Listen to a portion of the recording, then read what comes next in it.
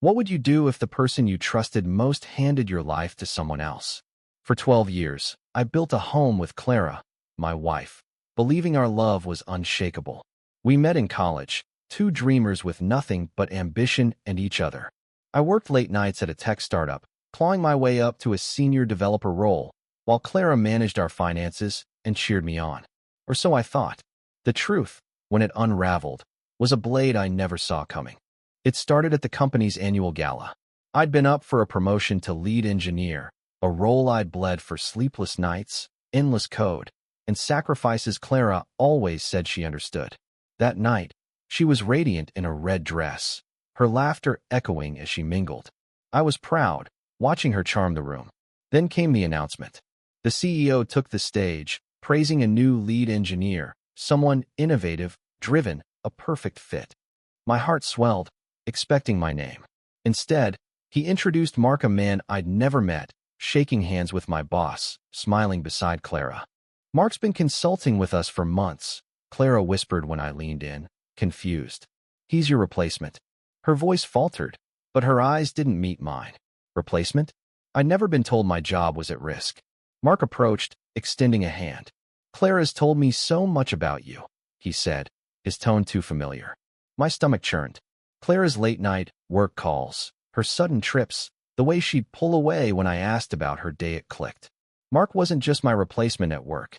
I didn't confront her that night. I needed proof, not just of an affair, but of whatever game she was playing. At home, I started digging.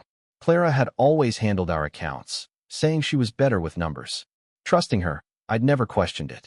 But now, I logged into our bank portal, something I hadn't done in years.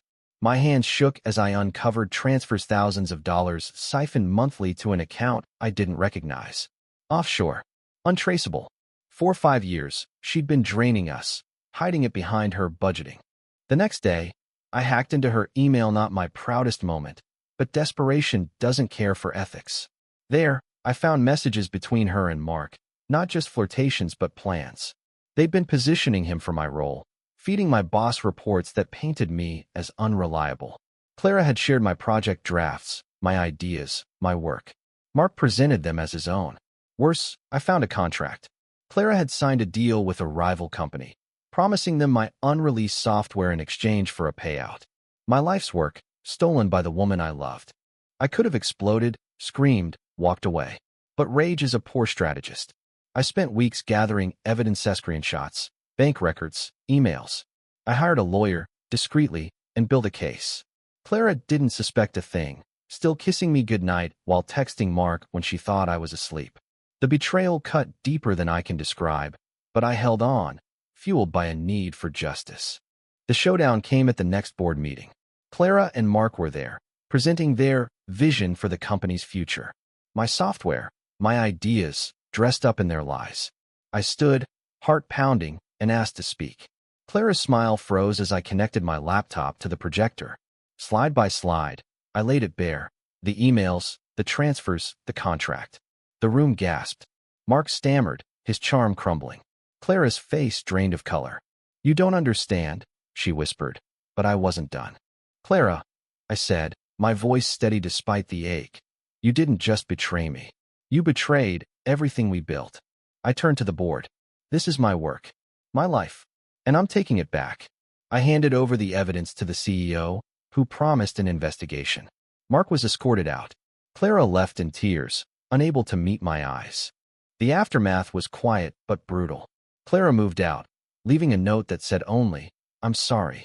I didn't reply. The company reinstated me, and I won a settlement for my stolen work. But the victory felt hollow. 12 years of love, trust, and shared dreams gone. I kept the house, but it's empty now, echoing with memories I can't escape. Yet, in the wreckage, I found something. Strength. I rebuilt my career, guarded but wiser. I learned that trust, once broken, doesn't heal, but it teaches. Clara's betrayal didn't define me. My response did. I unveiled her secrets not for revenge, but for truth, for the man I still am, and for the life I'll build again. What would you do if the person you loved most handed your life to someone else? I chose to fight not with fists, but with truth. And in that choice, I found my way back to myself.